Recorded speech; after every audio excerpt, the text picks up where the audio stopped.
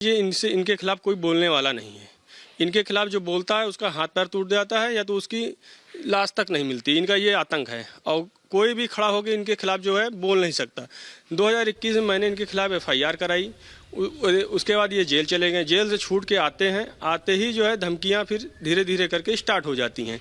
तो इन्होंने 1-2 बार धमकियां भिजवाई तो मैंने मुख्यमंत्री पोर्टल पे जो है IGRS भेजा, जिसपे इनको प्रशासन ने 107-16 में बाधित किया कि किसी भी तरीके की वारदात हुई तो बचोगे नहीं। लेकिन ये फिर भी नहीं मानते हैं।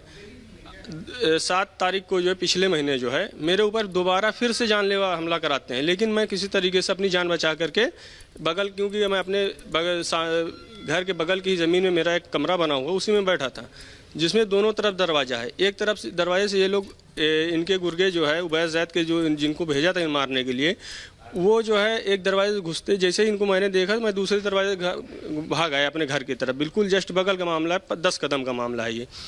तो किसी तरह जान बचा के आया। उसके बाद जो है इन्होंने जो है मैसेज जो है कई तरीके से कहलाया कि मुझको मेरा जो है तुम्हारे वजह से बहुत नुकसान हुआ है, प्रशासन ने मेरा नुकसान किया और ऐसे भी मैं जेल में रहा बहुत। किसने कहा आपसे? ये उबैद जैद ने कहा नहीं और बहुत नुकसान हुआ है, तुमको मुझे 2 करोड़ रंगदारी देनी पड़ेगी, नहीं दोगे तुम्हारे भाई हैं या तुम हो कोई भी मिलेगा तो सीधे जान से जाएगा।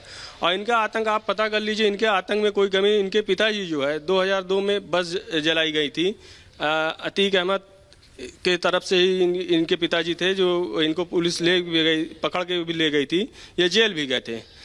ये भी इनके पिताजी भी हिस्ट्री सीटर है। इनका जो है मतलब पीढ़ी दर पीढ़ी हिस्ट्री सीटर ही ये रहते हैं और आगे की पीढ़ी भी इनकी हिस्ट्री सीटर ही जैसे इनकी करतूत है वो भी हिस्ट्री सीटर ही बनेगी।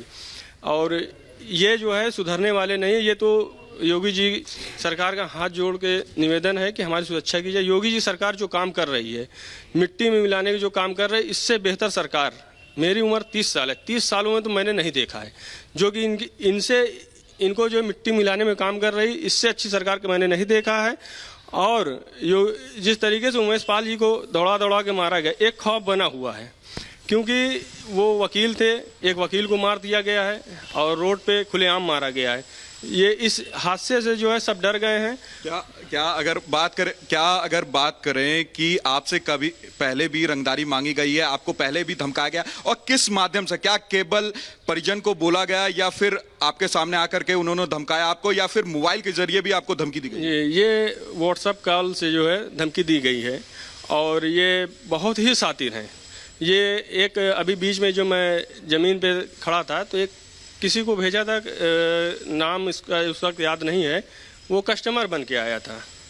उसने कहा कि पहले तो ज़मीन के बारे में पूछ रहा था तो मैंने बताया। उसने फिर अचानक एक किनारे मुझको ले गया क्योंकि मेरे भाई भी साथ में रहते हैं, मैं अकेले निकल नहीं सकता हूँ। बगल की ज़मीन है, बिल्कुल घर के जस्ट बगल में है मेरे।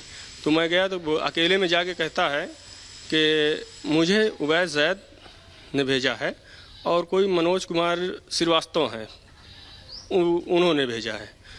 तो उन्होंने कहा कि यार उनका नुकसान बहुत हुआ है, उनको 2 करोड़ रुपए दे दो।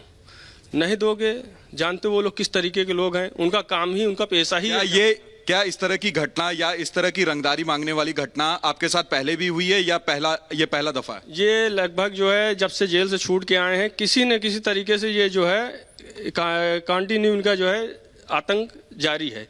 रंगदारी मांगने का जब से छूट के आए हैं किसी न किसी तरीके से मैसेज भिजवाते रहते हैं। लेकिन हम लोगों ने क्या ये अतीक के गुर्गे? बिल्कुल ये अतीक की गुर्गे आप पता कर सकते हैं, मुझसे नहीं, इस इलाके से किसी भी पूछ सकते हैं। और गुर्गे के साथ ही ये गौ तस्कर है, इनसे बड़ा गौ तस्कर प्रयागराज में कोई भी नहीं है। आप इनका जो है कई थानों में जो है मुकदमा गौ तस्कर के लिए लिखा गया है। इनसे बड़ा गुर्गा कोई नहीं है गौ तस्कर में। आप कल कमिश्नर से भी मिले थे, क्या बात हुई थी?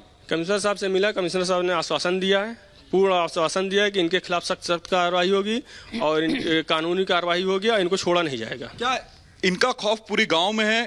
पूरे गांव में ही नहीं, अगल बगल के जितने भी गांव हैं इधर इस एरिया में इनसे कोई इनके सामने कोई सर उठा के खड़ा नहीं हो सकता है। क्या कभी आपके सामने भी जो आरोपी है वो आया है और कहाँ पे ये आरोपी? ये आरोपी जो है बगल के गाँव का ही अहमदपुर असरौली है। इसके पास कई गाड़ियाँ हैं, कि गाड़ी बदल बदल के निकलता है और साथ में असलहा भी लेके निकलता है। इसका भाई जो है साथ में रहता है और कई कई गुर्गे हैं इसके। एक ग्रुप है कौशाम्बी में, इसका ग्रुप D21 के नाम से जो है उसमें कई हैं, वो सब साथ में निकलते हैं और असलहे रख के निकलते हैं।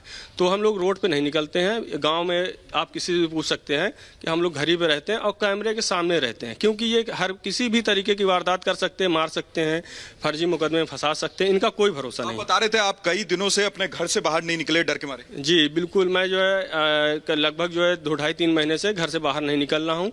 मैं अपने घर पे ही बैठता हूँ और कैमरे की नज़र में बैठता हूँ। किसी भी तरीके से कोई भी वारदात घट सकती है, बहुत डर है इस वक्त। और इनसे योगी सरकार से यही मेरी जो है कि मुझे सुरक्षा दी जाए। सुरक्षा नहीं दी जाएगी तो जिस तरीके से उमासपाल जी की हत्या करी गई है, किसी न किसी दिन मेरी भी हत्या कर देंगे ये लोग। आपने FIR भी दर्ज करवाई है? जी FIR भी दर्ज है। इनके खिलाफ 2 FIR दर्ज हो चुकी है, लेकिन इनका जो है सिलसिला रुकने वाला नहीं है। ये जो है इनको ये बाहर रहेंगे तो इनका आतंक जारी रहेगा। क्या आपके परिजनों को भी धमकी दी गई थी? आप कह रहे थे कि आपके परिजनों के माध्यम से भी आपको धमकी दिलाया गया। जी हमारे जो चिंतक हैं उनके जो है जरिए से भी धमकी दिलाई गई है कि यार उनको जाके समझा दो कि मेरा नुकसान हुआ है, वो दे दें, उनसे हम रंजिश ख़त्म कर लेंगे। नहीं तो फिर वो तो जानते हो क्या होगा उनके साथ। कितने के साथ हुआ है तो उनके साथ भी क्या होगा वो तुम देखोगे। क्या आपसे कोई डील करने की भी कोशिश की गई? 2 करोड़ नहीं तो कम ही दे दो? नहीं, 2 करोड़ बिल्कुल लोमस